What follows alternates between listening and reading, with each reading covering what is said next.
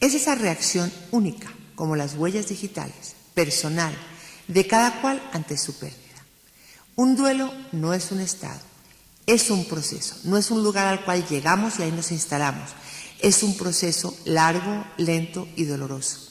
Se ha equiparado a una herida que tiende a sanar, se ha equiparado a un camino desconocido, asustador, oscuro quizás, se ha equiparado a un proceso de cambio, se ha equiparado a un reaprendizaje. Hay muchas analogías que de alguna manera nos hacen ver con claridad qué es eso de un duelo. Pero bueno, uno podría decir, ¿y si a mí no me gustan los duelos? No me gusta eso de hacer duelos. ¿Qué pasa? Cuando elegimos no reaccionar, cuando no se da el duelo, cuando enérgicamente rechazamos el sentirnos vulnerables, tristes, golpeados, cuando represamos la respuesta de duelo y la camuflamos tras una fachada de ser los duros, los fuertes, los valientes, ocurre una cosa muy singular.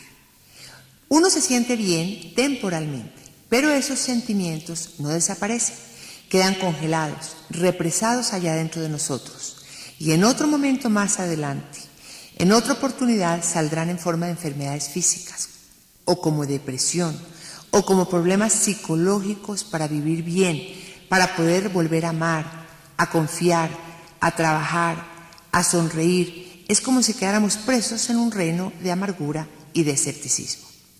Yo les hablo de qué pasa cuando no asumimos las pérdidas y no hacemos duelos, porque esa es la conducta más frecuente entre nosotros, dado que nuestro entorno así lo recomienda. Es muy preocupante el que hemos aprendido muchas cosas incorrectas acerca de cómo procesar los sentimientos generados por pérdidas. Por ejemplo, todos necesitamos aprobación, ¿no es cierto? Entonces, cuando el énfasis en nuestra sociedad está colocado en lograr, en vencer, triunfar, retener, el perder no está bien visto. Y culturalmente entonces aprendemos a guardar y a esconder los sentimientos o a reemplazar lo perdido. Por ejemplo, si al niño se le muere un perrito, le compramos otro mañana. Si a mí se me muere un novio, consigo otro mañana. De manera que voy aprendiendo esa lección de que un clavo saca otro clavo. O a comparar mis penas con otras peores, de manera que esas peores de otras personas acaben invalidando mi tristeza y mi reacción personal. Aprendo también a llorar o a entristecerme, pero sola, no delante de la gente. Aprendo una lección que es muy peligrosa, que es darle tiempo al tiempo. Por supuesto que el tiempo es importante, pero muchas veces esta recomendación ha llevado a centenares de personas a asumir una posición absolutamente pasiva frente a sus penas y a sus duelos. Miremos esto un poco más en detalle. En todo colegio, a un niño o a un adolescente se le enseñan primeros auxilios. Pero fíjense ustedes que es curioso que no exista en el colegio una clase que enseñe lo que uno podría llamar como primeros auxilios emocionales.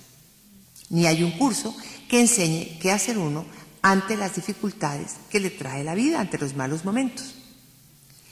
Primero, podríamos decir que nosotros no sabemos qué decir ante el dolor. No tenemos un repertorio de respuestas ante los momentos difíciles. O sí, pero miremos como cuáles son las respuestas. Nosotros cambiamos el tema. Les voy a poner un ejemplo a ver qué pasa si nos imaginamos que yo llego a la casa de una amiga que ha perdido a su esposo. Yo la abrazo y a ella se le salen las lágrimas, y cuando yo veo que ella comienza a llorar, yo le digo, mira, sí, pobrecita, te ha tocado muy duro, pero sabes, aquí te traje unas florecitas y te voy a hacer un florero para que te alegre la vida. O por ejemplo, yo llamo a una persona a quien se le ha muerto un hijo, me dice, no, esto sí es muy duro, Isa, muy duro. Yo le digo, sí, fíjate, es muy duro. ¿Tú te acuerdas lo que le pasó a fulano? ¿Cómo salió adelante después de esto y esto y esto? Siempre plantea uno una esperanza, un falso consuelo que termina anulando o disminuyendo el dolor de la otra persona. Nosotros intelectualizamos, o sea, buscamos respuestas racionales y ofrecemos razones para disminuir la pena.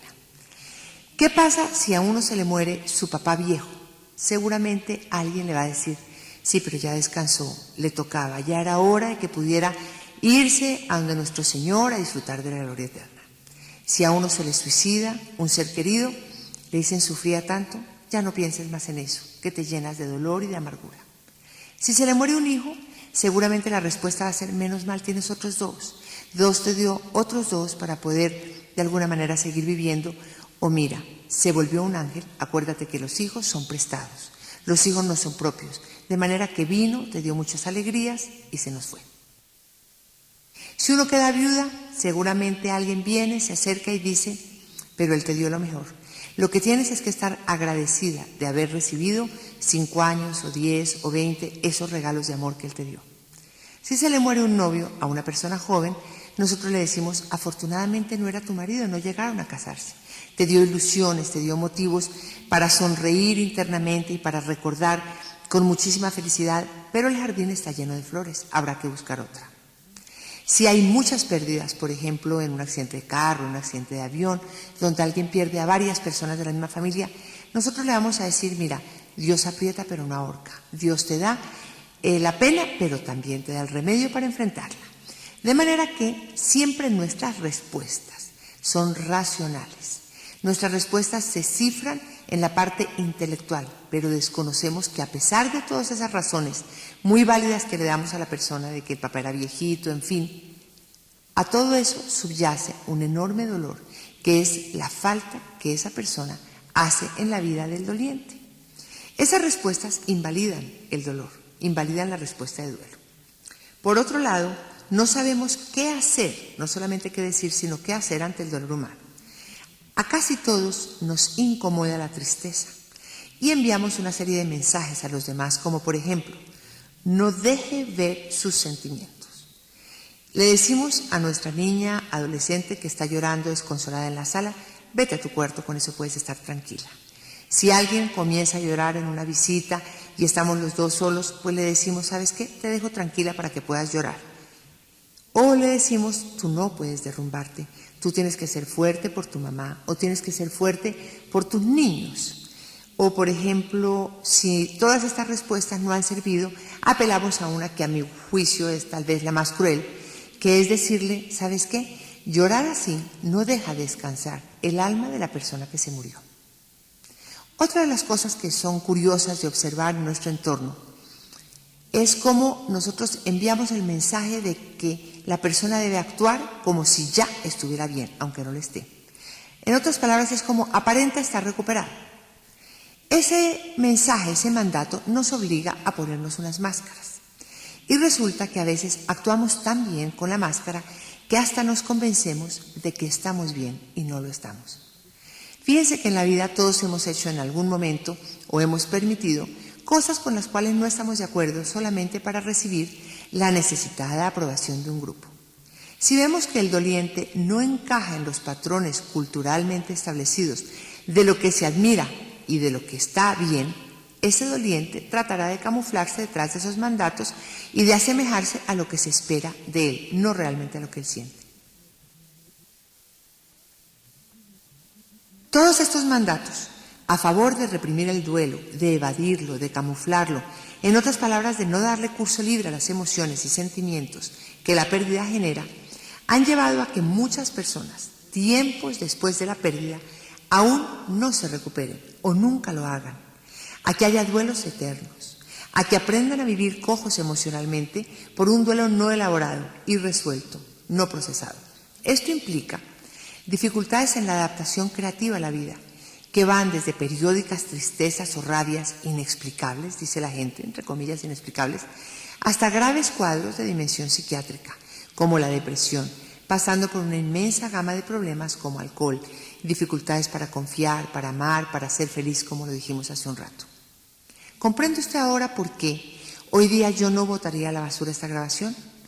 Porque es muy necesario y muy importante conocer estos hechos para poder encauzar adecuadamente su duelo. Porque a lo largo de 30 años de práctica profesional diaria como psicóloga del sufrimiento, he comprobado hasta la saciedad que no hacer bien un duelo es un muy mal negocio. Es una bomba de tiempo que tarde o temprano explota.